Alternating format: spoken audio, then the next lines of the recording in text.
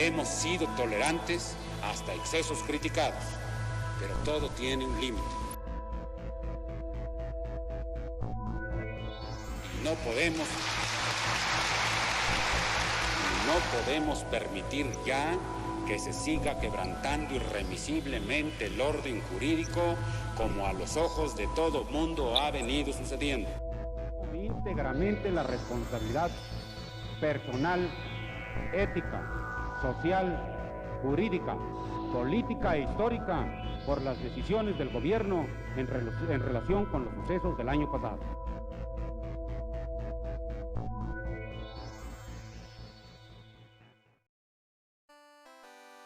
Los años 60 fueron 10 años donde marcaron muchos momentos sociales. Hablar de esta década es hablar acerca de joyas musicales como The Beatles, Rolling Stones, Jimi Hendrix, Led Zeppelin, The Who, etcétera, etcétera, etcétera.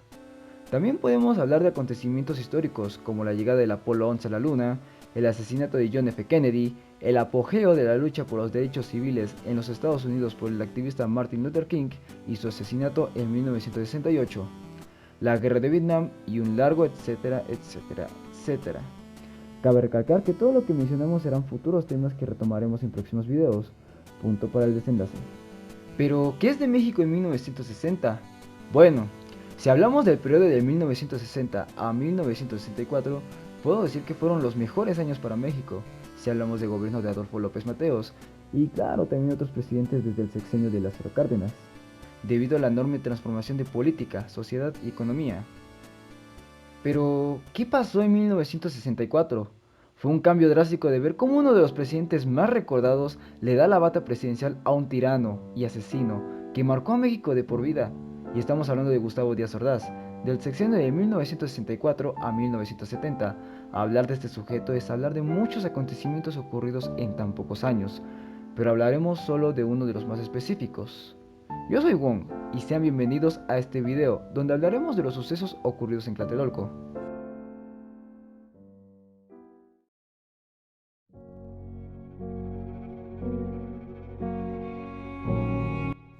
El movimiento estudiantil de 1968 fue un movimiento social abordado por las escuelas universitarias de la Universidad Nacional Autónoma de México y el Instituto Politécnico Nacional, siendo estas las escuelas principales de este movimiento. Claro, también hubo apoyo por parte de otras instituciones como la Universidad de Chapingo y la Escuela Nacional de Antropología e Historia. También destacó la participación de profesores, obreros, campesinos, amas de casa, intelectuales, comerciantes y personas externas del Estado. Este movimiento buscaba como objetivo un cambio drástico en el país, con mayores libertades políticas y civiles, menor desigualdad social, la renuncia del Partido Revolucionario Institucional, quienes lo consideraban un partido autoritario. Mientras tanto, el Estado consideraba que el movimiento era un intento del derrocamiento del presidente y el Estado. Recordemos que eran tiempos donde el Che Guevara daba mucho de qué hablar acerca de la Revolución Cubana y el comunismo, aún después de su muerte. Trataban de incriminarlos, diciendo que se trataba de un atentado, con participación de terroristas o delincuentes, por lo tanto, al pasar el tiempo fue reprimido continuamente hasta el 2 de octubre que finalizaron con el movimiento. El hecho cometido fue por parte de una operación militar llamada Operación Galeana, quien desencadenó la masacre de Tlatelolco. Esta fue planeada por el gobierno de México y ejecutada por el propio ejército mexicano, con ayuda de la Dirección Federal de Seguridad de la Secretaría de Gobernación, junto con el Batallón Olimpia, planeada con el secretario Marcelino García Barragán. Hablando del Batallón Olimpia, ¿sabían que los militares no sabían acerca de la existencia de este grupo paramilitar? Antes que nada les explicaré qué fue el Batallón Olimpia. Como había dicho, fue un grupo paramilitar creado por el propio gobierno de México. Su objetivo de este fue espiar, vigilar, perseguir y sabotear la Operación Galeana, compuesto por el propio ejército, e infiltrarse en medio de las personas que estaban en el movimiento, estando al mando por el general Luis Gutiérrez Oropesa, donde estuvo integrado por gente de elementos del Estado Mayor Presidencial, la Dirección General de Seguridad, Policía Judicial Federal, Policía Judicial del Distrito Federal y la Inspección Fiscal Federal. Se caracterizaban estos mismos por ir vestidos como civil, obligatorio para no haber sospechas, y ser identificados con guantes blancos o un pañuelo de este color. Debían tener enfrentamientos con los estudiantes y militares. En la noche del 2 de octubre tuvo como objetivo el disparar tanto a estudiantes como a los propios militares, con el fin de hacer un juego psicológico con estos últimos, para que estos reaccionaran contra los estudiantes y puedan ser detenidos, creyendo que ellos mismos fueron quienes dispararon desde los edificios residenciales de alrededor. Este mismo estuvo activo desde 1968 hasta 1976, durante el mandato de Luis Echeverría Álvarez, quienes participaron también en el halconazo, o también conocido como la masacre de Corpus Christi, en 1971, donde 120 personas fueron asesinadas en apoyo de los estudiantes de Monterrey. Esto es otro tema que veremos después.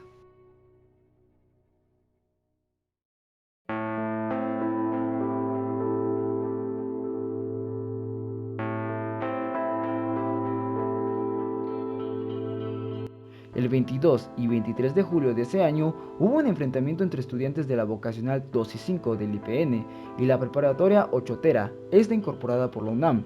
Fue una gresca entre bandas desatada en el centro del Distrito Federal. La lucha empezaba cuando algunos lanzaron piedras y vidrios de la última escuela antes mencionada. Obvio, causó unos disturbios en la zona que continuaron hasta el día siguiente. Después de un llamado, la policía entró a la fuerza a la vocacional número 5, alegando que era para capturar a pandilleros que se habían inscrito en la escuela. Los granaderos tomaron a la fuerza la institución, atacando no solo a estudiantes, sino a los propios maestros, haciendo que estos mismos despejaran el lugar. Ya para estas alturas, el movimiento estudiantil empezó a unirse y tomar fuerzas, después del atentado de la vocacional 5. Este movimiento tomó mucho apoyo de los estudiantes fuera de la capital. Se hacían brigadas de 6 estudiantes o más para hacer repartimientos de folletos sobre los problemas en las calles, comercios y transportes públicos, tomando más que nada autobuses, teniendo como objetivo hablar con la gente, repartir folletos y recogiendo donaciones. Su objetivo más que nada fue para simpatizar con los conductores y pasajeros sobre la demanda de la democracia y justicia para los estudiantes, aunque algunos conductores sospechaban de los propios estudiantes, creyendo que era para beneficio propio. El 1 de agosto, el rector de la UNAM dirigió a 50.000 estudiantes en una protesta pacífica contra las acciones represivas del gobierno y la violación de la autonomía universitaria. Este mismo día se encabezó una marcha en la Avenida de Insurgentes, donde nació el lema popular de Únete Pueblo. El 2 de agosto, los estudiantes formaron 2 mitines frente a la Torre de la Rectoría en Ciudad Universitaria, esto debido a la inconformidad del cambio del itinerario de manifestaciones. Y el 3 de agosto aparecen en periódicos todo acerca de los pros y contras del movimiento estudiantil. Ya saltando hasta el 27 de agosto, una multitud se aproximaba al Zócalo capitalino, siendo las 3:20 pm. Esta fue la primera ocasión en que se insultaba públicamente al presidente Díaz Ordaz. En ese lugar asistieron alrededor de 30.000 personas. Uno de los líderes, que marchaba con el nombre de Sócrates Campos Lemus, mantuvo la idea de quedarse en el lugar hasta que exista una respuesta por parte del gobierno, poniendo casas de campaña en toda la explanada. Cabe recalcar que Díaz Ordaz nunca salió a dar la cara ante los manifestantes. Siendo madrugada del 28 de agosto, algunos tanques destruyeron varias casas de campaña. Soldados y granaderos y camiones de bomberos salieron de la calle de Pino Suárez, Seminario y Moneda. Los protestantes, que fueron alrededor de 3.500, tuvieron la oportunidad de escapar, siendo alrededor de 1.500 de ellos. Mientras se retiraban del lugar, los estudiantes van gritando: México, libertad, México, libertad. Otros intentaron detener los tanques lanzándose y subiéndose a ellos, cosa que por obvia razón no funcionó. Los estudiantes no solo fueron desalojados del lugar, sino también perseguidos y golpeados alrededor del centro histórico. El 7 de septiembre se llevó a cabo un mitin en Tlatelolco, denominada la Manifestación de las Antorchas. El 13 de ese mes se hizo la Marcha del Silencio, una protesta pacífica. Esta misma fue propuesta por los propios integrantes del movimiento estudiantil. Dado los hechos ocurridos del mes pasado en la Plaza de la Constitución, el Consejo Nacional de Huelga convocó esta marcha de forma pacífica y silenciosa, y el recorrido fue desde el Museo de Antropología hasta el Zócalo. Trataré de dar un contexto lo más corto posible. La marcha fue en el Museo de Antropología en Chapultepec. Un camión encabezó la marcha, junto con el retrato de Emiliano Zapata. En el transcurso del día se hace paso de lista de todos los estudiantes de las 83 escuelas participantes, arrancando a las 3:30 pm. Todos deben permanecer en silencio y con una X en la boca, con cinta adhesiva. No solamente hubo estudiantes, sino también sociedad civil. El movimiento fue perturbado, no directamente en la marcha, sino a los automóviles que dejaron estacionados en los parqueaderos del Museo de Antropología. Los causantes de este acto fueron personas asociadas al grupo de ultraderecha, Movimiento Universitario de Renovadora Orientación, donde estos mismos a bordo de camionetas blancas hacen desorden con palos, bates, varillas y bombas molotov para causar incendios. El 15 de septiembre se festejaba el Día de la Independencia de México. El grito fue dado por Heberto Castillo en la explanada de Ciudad Universitaria. Esto no tuvo contento a Díaz Ordaz, por lo tanto mandó militares a tomar las instalaciones el 18 de septiembre.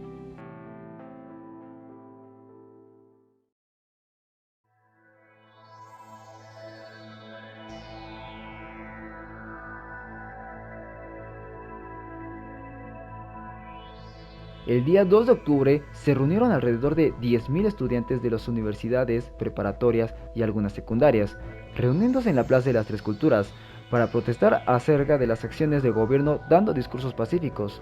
Hombres y mujeres que no estaban asociados a la CNH se reunieron en la plaza a mirar y escuchar, incluyendo los vecinos de los edificios de alrededor, transeúntes y niños. Los estudiantes estaban congregados en el edificio Chihuahua. Entre gritos y cantos se escuchaba el lema: "No queremos olimpiadas, queremos revolución". Los organizadores no pretendían cancelar la manifestación a pesar de la presión militar que había en sus alrededores. En el aire se encontraban dos helicópteros, uno policial y otro del ejército. Siendo las 5:55 pm, se dispararon dos bengalas verdes cerca del edificio de la Secretaría de Relaciones Exteriores de México. Y a las 6:15 pm se dispararon otras dos bengalas en la plaza, siendo lanzadas por los helicópteros de color rojo y verde. Fue el momento donde 5.000 soldados y 200 tanques y camiones rodearon el paso y escucharon los primeros disparos. Se creyó que los militares iniciaron el tiroteo. La verdad es de que provenían de los edificios. Los disparos ocasionaron un ataque al ejército, quienes estos mismos respondieron con disparos apuntando al edificio y no a los civiles. De hecho, en el momento de los disparos, los propios militares gritaron a las personas que corrieran del lugar, ya que habían elementos heridos. Por lo tanto, quedaron boca abajo para protegerse de los ataques, proteger a sus camaradas heridos o civiles que no salieron a tiempo. Cosa que confundió mucho a los estudiantes, ya que para ellos las bengalas fue una señal de ataque para los militares. Desde ese entonces nunca se pudo definir los hechos, sino hasta el año 2000 que se abrió la investigación desde la entrada del presidente Vicente Fox. Siendo perteneciente del PAN, el PRI ya no tenía poder para mantener los expedientes ocultos. Fue así que se dieron nuevas conclusiones respecto a lo sucedido. Volviendo al tema, el Batallón Olimpia tenía la orden de arrestar a todos los líderes de la CNH e inclusive después de ver bengalas desde el cielo, era la señal para cerrar las entradas del edificio. ¿Recuerdan lo que les dije hace unos momentos de que el ejército reaccionó disparando a los edificios? No todos reaccionaron de la misma manera, ya que estos soltaron fuego también a la gente que estaba en el mitin, como a los estudiantes, observadores, transeúntes, obreros, amas de casa y niños, sin saber quiénes fueron los causantes de este acto. La matanza aún ocurría toda la noche, donde soldados y policías operaban en casa de los edificios residenciales adyacentes a la plaza. Para esto, el edificio Chihuahua y otros más edificios tuvieron que cortar la electricidad y el teléfono. Según testigos, vieron cómo ambulancias se llevaban los cadáveres de las personas, después los militares amontonaban los cuerpos. Otros afirmaban que los cuerpos eran subidos a camiones militares o de basura, sin saber el paradero de estos mismos. Mientras tanto, los soldados que capturaban a los estudiantes vivos o escondidos en casas eran colocados en las paredes de los elevadores del edificio Chihuahua, los desnudaban y los golpeaban. 3.000 personas fueron llevadas al convento junto a la iglesia, siendo dejadas ahí hasta la mañana siguiente. La mayoría de esas personas tenían que ver poco o nada con los estudiantes de la protesta. A la mañana siguiente solo se reportó en periódicos la muerte de 27 personas y cientos de heridos. Los mismos medios de comunicación decían que los manifestantes habían actuado con fuego y francotiradores desde el edificio, supuestamente disparando y defendiendo contra el ejército. En 2001 se reveló que quienes dispararon desde el edificio fue la propia Guardia Nacional, los mismos que comandaron el Batallón Olimpia. El motivo por el cual se hizo este desmadre fue porque se buscaba sabotear los Juegos Olímpicos y mostrar al mundo lo frío que fue Díaz Ordaz. Fue por ello que se decidió poner fin a las protestas ese día. El 12 de octubre se inauguraron los Juegos Olímpicos, bautizado como la Olimpiada de la Paz. Qué nombre tan irónico. Durante la ceremonia, un grupo de pequeños manifestantes lanzaron un papalote en forma de paloma de color negro, en repudio a la matanza del 2 de octubre.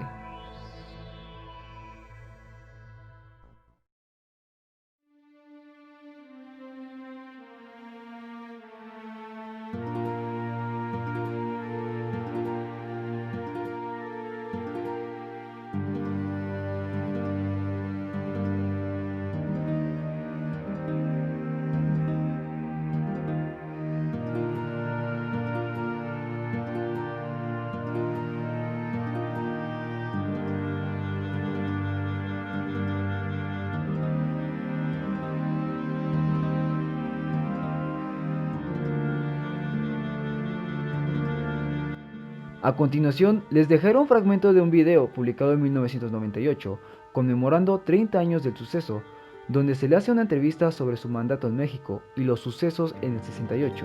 Siendo grabado en 1977, se muestra su reacción y orgullo lo ocurrido en Tlatelolco. Lo peor es que lo dice como si fuese un acto de heroísmo.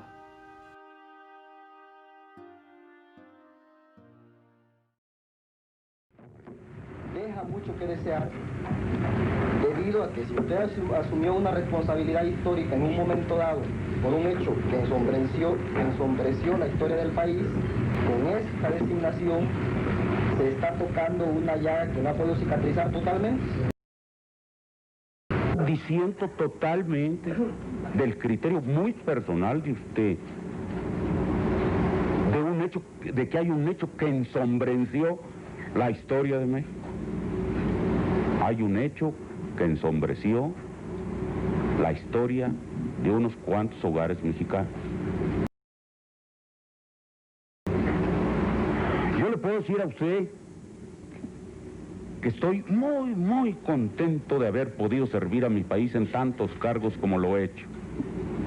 Estoy muy orgulloso de haber podido ser presidente de la República y haber podido así servir a México. Pero de lo que estoy más orgulloso de esos 6 años es del año de 1968, porque me permitió servir y salvar al país. Les guste o no les guste, con algo más que horas de trabajo burocrático, poniéndolo todo: vida, integridad física, horas, peligros, la vida de mi familia, mi honor, el paso de mi nombre a la historia. Todo se puso en la balanza. Afortunadamente salimos adelante. Y si no ha sido por eso, usted no tendría la oportunidad, muchachito, de estar aquí preguntando. Solo para recordarte que el video completo estará en la descripción. Bueno chicos, esto ha sido todo por hoy. Recuerda recomendar con tus amigos y familiares de este video, más que nada para conmemorar y no olvidar lo que pasó el 2 de octubre. No olvides suscribirte al canal, dar like y comentar. Me apoyaría mucho para este proyecto. Mi Instagram estará abajo en la descripción. Nos vemos en el próximo video.